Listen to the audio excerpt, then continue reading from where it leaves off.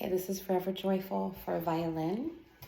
I'm going to start with the D major scale and I'm going to play the top notes for you. So be careful when you shift into position. You can see I have dots here instead of tapes. On the E string, I'll play open, first finger on the tape, a low 2, and then instead of playing my third finger, I'm going to slide up and put a first finger there. Then it is a whole step. So if you have a fourth finger tape, that's where your second should land. A whole step to your third finger, and then a very, very small half step to your fourth finger. So you might even feel like you're almost moving your third finger back to play it. Make sure your bow is between your bridge and your fingerboard to start. And as you move over to your E string, especially when you shift, you want to bring your bow a little closer to the bridge. Make sure you're using big bows.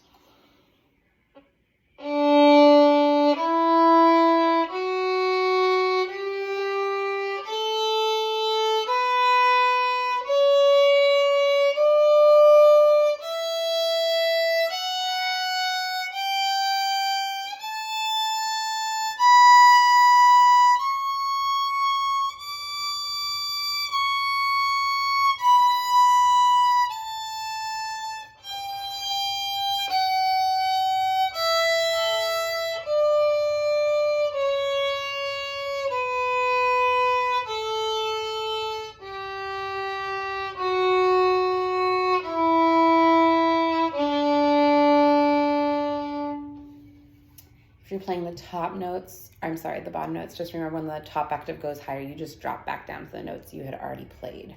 So just make sure you're always keeping high 2 on D string and A string. Now for the B minor scale, we'll start on our G string, second finger up, high 2 on the tape, and then the next note is that high 3. So between where the third and fourth tape fall.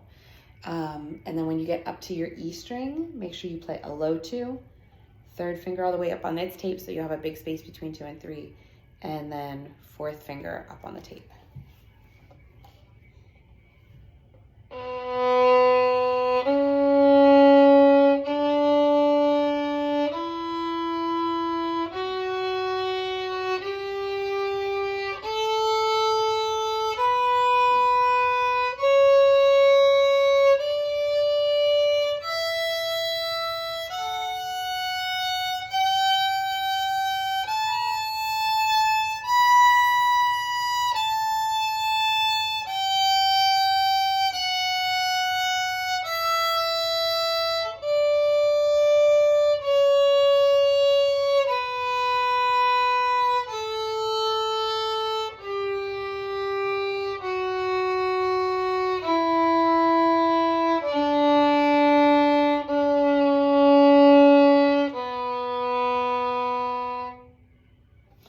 For this next little section, we have the 4 different style markings that you'll see throughout Foreve Joyful.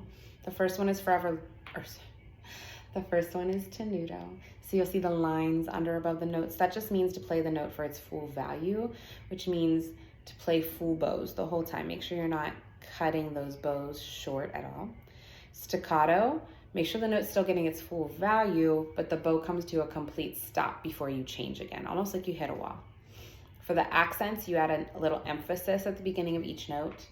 And then marcato, which looks like those little carrots above or underneath the notes, is a really heavy accent all mixed with staccato. So you're gonna attack with a stop at the end of each note.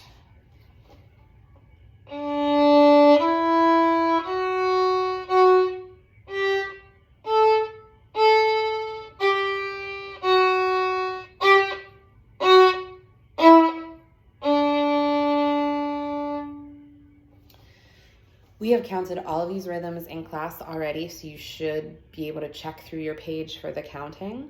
I'm gonna play through all of these rhythmic patterns with the metronome set at 85.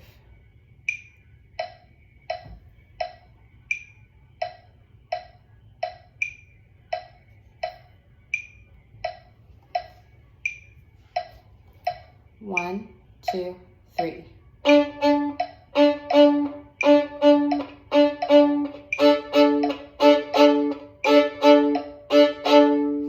What I want to point out about that rhythm 1 is at every eighth rest, what I do is I kind of lift and reset my bow. The motion just helps me prevent myself from rushing.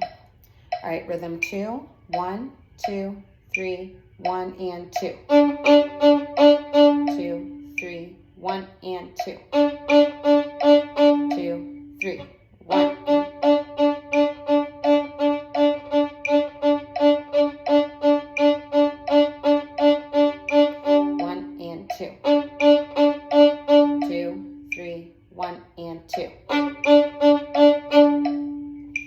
Rhythm 3. 1, 2, 3.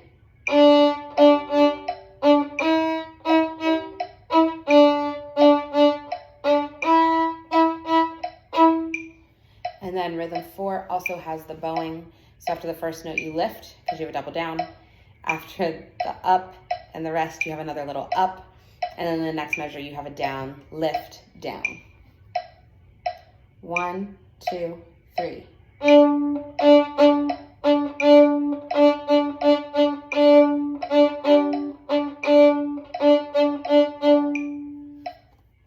The next section starts working with the double stops, which is when we have two notes written at the same time and played together.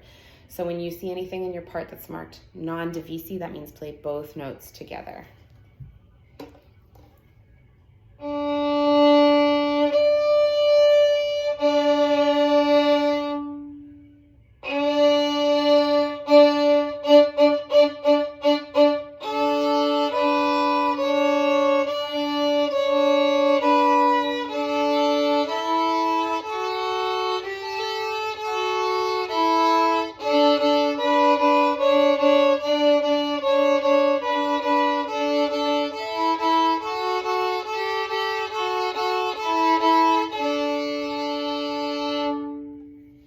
What's important with those double stops is that you have your bow balanced so you can hear both notes, but if you have a moving note, you want to make sure that one does come out a little bit more than the open string.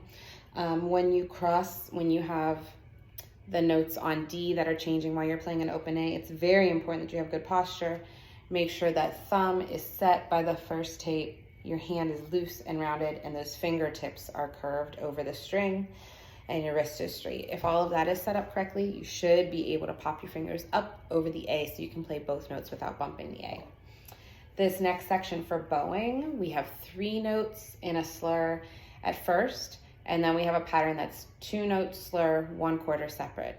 What I want you to focus on here is, first of all, big bows for the slurs, but also don't rush. Keep those notes very even when they're slurred. They should not speed up or change tempo at all. 1, 2, 3.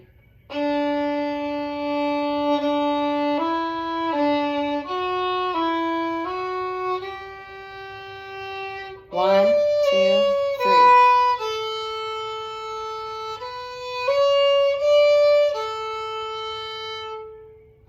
This next bowing section, we have 8th notes slurred where you're changing every beat. You want to try to keep your bow balance point to middle only in this area. You don't want to be too close to the frog. You'll have too much control and it'll sound like you're digging in. And if you're too far out in your bow, you won't have enough control. It'll be hard to change the notes on time. 1, 2, 3.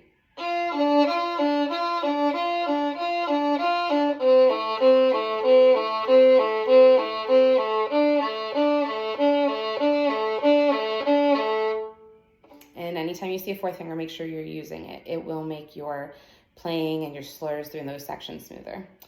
This last section is a lot of string crossings and finger patterns. So first we start with G to B flat. So G on the tape, B flat back behind the first tape. It would be helpful if you can keep both of those fingers set. So all you have to worry about is crossing your bow. Keep your bow set around the middle, no further down on your bow, no lower than the balance point, so that you can get those string crossings easily. Make sure you're really using your elbow to lift and drop. And then in 65, you have the B flat, low 1 to low 4, so just watch the spacing there. And then we have the F sharp to G sharp, so high 2 to high 3. And then the last 2 measures, practice G natural to A, so 3rd finger on the tape to 4th finger on the tape. So So starting in measure 63, 1, 2, and 3, and.